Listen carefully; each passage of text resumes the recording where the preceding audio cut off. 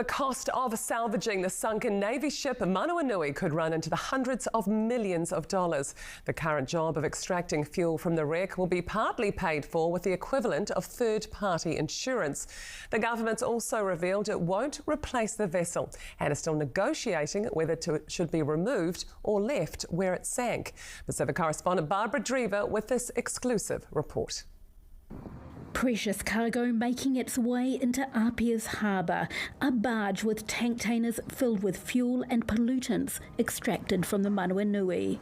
I wouldn't want to use exact figures, but a large quantity has been removed. Why don't you want to use figures? You know, we're still trying to do the testing and sampling of the fuel to actually work out how much of what was removed is actually fuel and how much of it might be seawater.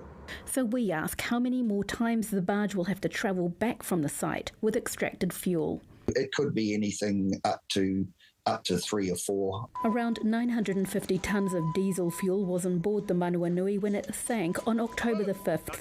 The final amount extracted from the wreck will prove just how much is leaked into the sea. However, the latest test results of surrounding seawater show low levels and no increase of the hydrocarbons found in diesel. Removing the rest of the fuel is no easy feat.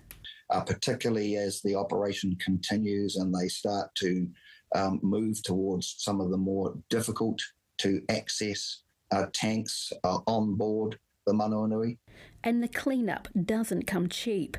The current contract with the Salvaged is just for fuel and pollutant removal. Discussions are underway over what happens next. Those are being worked through as a matter of priority. Depending on what's decided, the cost could stretch into the hundreds of millions of dollars. Oh, I don't know that it's necessarily right what's going to cost, but it is an insurance matter in terms of third-party insurance. Will it come out of your budget? Well, if it's coming out through insurance, it'll be coming out through insurance. But it's not all going to. Well, I mean, our people will, obviously, but they're paid anyway.